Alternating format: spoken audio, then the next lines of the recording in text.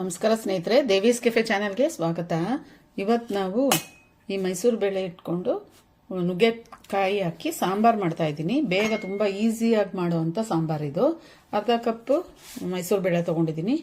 ದೊಡ್ಡ ಟೊಮೊಟೊ, ಅದರಿಂದ ಒಂದು ಪೀಸ್ ಟೊಮೊಟೊ ತೊಗೊಂಡಿದ್ದೀನಿ. ಒಂದು ಈರುಳ್ಳಿ ಹಚ್ಚಿಟ್ಕೊಂಡಿದ್ದೀನಿ. ಒಂದು 2 ಎಸಳು ಬೆಳ್ಳುಳ್ಳಿ ಇಟ್ಕೊಂಡಿದ್ದೀನಿ. ಈ ಬೇಳೆನ ತೊಳೆದ್ಬಿಟ್ಟು ನಾನು ಅದ್ರ ಜೊತೆಯಲ್ಲಿ ಹಾಕ್ತೀನಿ. ಸ್ವಲ್ಪ ಹುಣಸೆಹಣ್ಣು ನೆನೆಸಿಟ್ಕೊಂಡಿದ್ದೀನಿ. ನುಗ್ಗೆಕಾಯಿ 2. ಇದು ಸಾಂಬಾರು ಪುಡಿ, ಬೇರೆ ಸಾಂಬಾರು ಪುಡಿ ಇಟ್ಕೊಂಡಿದ್ದೀನಿ. ಹೇಗೆ ಮಾಡೋದಂತ ನೋಡೋಣ ಬನ್ನಿ. ನೋಡಿ ಸ್ನೇಹಿತರೆ, ಬೇಳೆ ತೊಳೆದು ಅದ್ರ ಜೊತೆಯಲ್ಲಿ ಬೆಳ್ಳುಳ್ಳಿ, ಈರುಳ್ಳಿ ಮತ್ತು ಟೊಮ್ಯಾಟೊ ಹಾಕಿದ್ದೀನಿ. ಇದು ಒಂಚೂರು ಸ್ವಲ್ಪ ಅರಿಶಿನ ಪುಡಿ ಹಾಕಿ ಒಂದು 3 ವಿಸಿಲ್ ಕೂಗಿಸ್ಕೊಳ್ತೀನಿ ನಾನು. ಅದಾದಮೇಲೆ ಏನು ಮಾಡೋದಂತ ನೋಡಿ ಸ್ನೇಹಿತರೆ, ಇದು 3 ವಿಸಿಲ್ ಆಗಿದೆ. ನಾನೀಗ ಓಪನ್ ಮಾಡ್ತಾ ಇದ್ದೀನಿ ಕುಕ್ಕರ್ನ. ನೋಡಿ ಎಷ್ಟು ಚೆನ್ನಾಗಿ ಬೆಂದಿದೆ. ಹಿಂಗೆ ಸೌಟಲ್ಲೇ ಮಸಿದ್ರೂ ಇದಾಗ್ಬಿಡುತ್ತೆ ಅನ್ಸುತ್ತೆ. ಈಗ ನಾವು ಇದಕ್ಕೆ ಸಾಂಬಾರು ಪುಡಿ ಹಾಕೋಣ. 1-2 ಸ್ಪೂನ್ ಹಾಕ್ತಾಯಿದ್ದೀನಿ.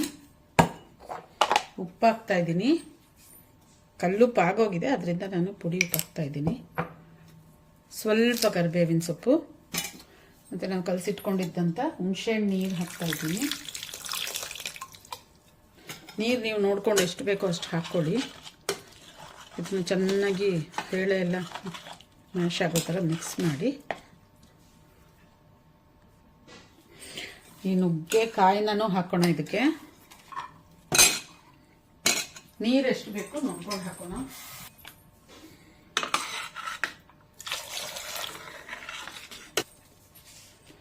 ಸ್ವಲ್ಪ ಹಿಂಗು ಪುಡಿ ಹಾಕ್ತಾ ಇದ್ದೀನಿ. ಈಗ ಇದು ಕುಕ್ಕರ್ ಮುಚ್ಚಿ 2 ವಿಸಿಲ್ ಹಾಕ್ತೀನಿ ನಾನು.